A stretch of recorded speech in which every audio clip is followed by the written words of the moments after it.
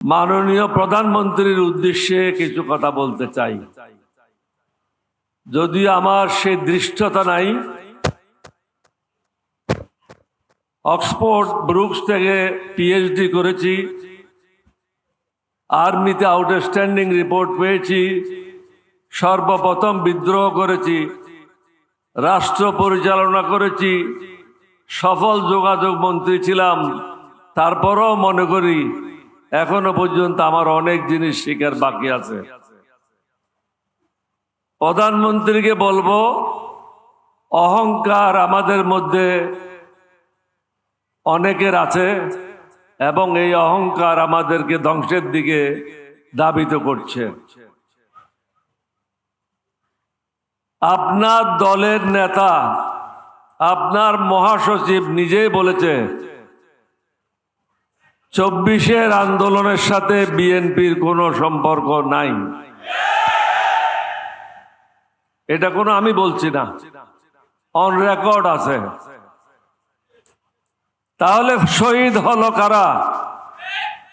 আজকে যারা মঞ্চে বসে আছে তাদের ছেলে মেয়েরা, সামনে যারা বসে আছে তাদের ছেলে মেয়েরা, বিএনপির কেউ না। আপনি বিদেশে ছিলেন, আপনাকে যা বলা হচ্ছে আপনি সেটাই শুনছেন, কিন্তু প্রকৃত অবস্থা আপনি দেখেন নাই। ২০, ৩০, ৪০ লক্ষ লোক ঢাকাতে কিভাবে প্রবেশ করেছে এক একটা রাস্তা দিয়ে। যাত্রাবাড়িতে যান ১৫ লক্ষের উপরে, টঙ্গীর থেকে নিয়ে বনানী পর্যন্ত। মিরপুরের দিকে যান, মিরপুর থেকে নিয়ে শের বাংলা নগর পর্যন্ত।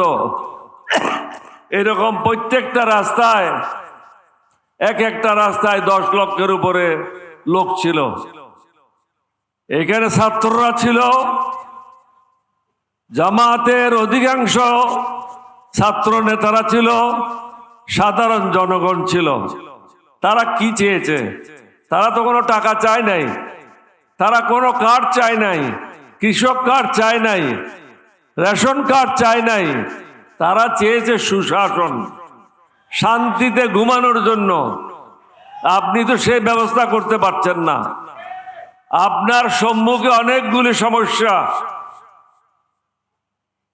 এই যে ডিজেল পেট্রোলের কারণে বাংলাদেশে দুর্ভিক্ষ হইতে পারে, রেকর্ডে থাকলো, দুর্ভিক্ষ হওয়ার সম্ভাবনা আছে। অর্থনীতি সামাল দেওয়া যাবে না, জনগণের উপর ট্যাক্স ৩-৪ গুণ বৃদ্ধি পাবে। ইতিমধ্যে পেট্রোল, ডিজেল, অকটেনের উপরে অস্বাভাবিক হারে দাম বৃদ্ধি করেছে, যার প্রতিফলন প্রত্যেকের জীবনে ঘটবে। আইন শৃঙ্খলার অবস্থা মোটেও ভালো না। প্রত্যেক দিন দেখেন কয়েকজন লোক বিভিন্ন জায়গায় মারা যাচ্ছে। চাঁদাবাজিতে লিপ্ত আপনার দলের লোকেরা, আপনি বহিষ্কার করছেন। বহিষ্কার তো এটা কোনো কাজ না। তাকে জেলে ঢুকান, তাকে সাজা দেন, জনগণকে দেখান আপনি জিয়া সাহেবের ছেলে, বেগম জিয়ার ছেলে, আপনি দেশকে শাসন করতে জানেন। না হলে পরামর্শ নেন। যারা আপনাকে ঘিরে রেখেছে, এই বেষ্টনীর থেকে বের হন। বেষ্টনীর থেকে বেরিয়ে জাতীয় যে সমস্যা, আইন শৃঙ্খলা, দ্রব্যমূল্য, ট্রাফিক জ্যাম, ডিজেল পেট্রোলের সমস্যা, অর্থনৈতিক সমস্যা, আন্তর্জাতিক সমস্যা এবং তৃতীয় বিশ্বযুদ্ধ হবে, এটা এড়িয়ে দেওয়া যায় না। সুতরাং এই দিকে মন না দিয়ে আমাদের বিরোধী দলীয় নেতাদের সাথে বসেন, তাদের সাথে বসে জাতিকে এগুলি থেকে কিভাবে মুক্তি দেবেন সেটাই চিন্তা করেন।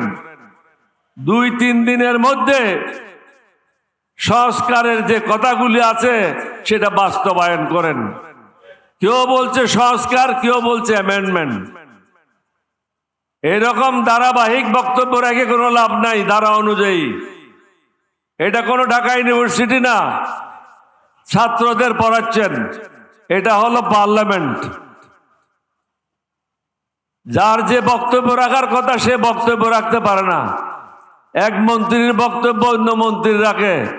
সুতরাং প্রধানমন্ত্রীকে বুঝতে হবে ওই মন্ত্রীকে রাখার কি কারণ আছে, তার যুক্তিকতা কি আছে। ধারাবাহিক না গিয়ে বিরোধী দলের সাথে বসে আপনি নিজেই বলেছেন অক্ষরে অক্ষরে পালন করা হবে। সুতরাং এগুলি পালন করে জাতীয় সমস্যাগুলি কিভাবে সমাধান করবেন, সুশাসন কিভাবে প্রতিষ্ঠা করবেন, দেশে কিভাবে শান্তি আসবে, এই বিষয়গুলি নিয়ে চিন্তা ভাবনা করেন। অন্যথায় কি হবে, প্রত্যেক জেলায় এরকম সমাবেশ হবে না, মিছিল হবে। কোথায় কোথায় সামলাবেন?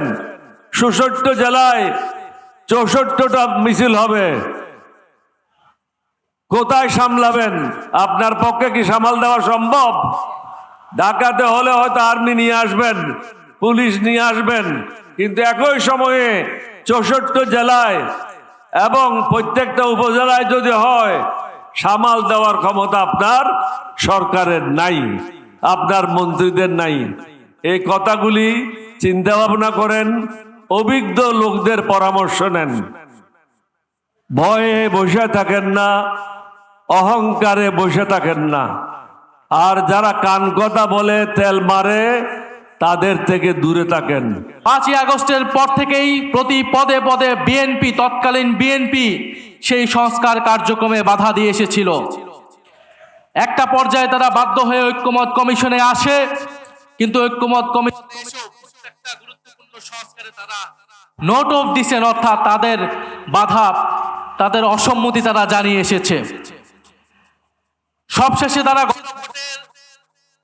জনগণের চাপে, সেই সময়ে রাজনৈতিক বাস্তবতার চাপে তারা গণভোটে রাজি হলেও আমরা দেখতে পেলাম যে নির্বাচনের পর তারা গণভোটকে অস্বীকার করা শুরু করেছে। যেই বিএনপির জন্ম হয়েছিল গণভোটের মাধ্যমে, সেই বিএনপি আজকে জুলাই পরবর্তী গণভোটকে অস্বীকার করছে। পারতপক্ষে বিএনপি তার অস্তিত্বকেই অস্বীকার করতে শুরু করে দিয়েছে। আমরা খুব স্পষ্টভাবে বলতে চাই, বাংলাদেশের প্রত্যেকটি প্রতিষ্ঠানকে নতুন বিএনপি দলীয় আওয়ামী লীগের পথেই বিএনপি বাংলাদেশকে এগিয়ে নিয়ে যাচ্ছে। বিএনপি যদি আওয়ামী লীগের পুরনো স্বৈরাচারের পথে দেশকে এগিয়ে নিয়ে যেতে চায়, তাহলে বাংলাদেশের জনগণ আবারও রুখে দাঁড়াবে, বাংলাদেশের তরুণ সমাজ আবারও রুখে দাঁড়াবে, বাংলাদেশের জুলাই গণঅভ্যুত্থানে অংশগ্রহণকারী প্রত্যেকটি ছাত্র জনতা আবারও রাজপথে দাঁড়াতে বাধ্য হবে।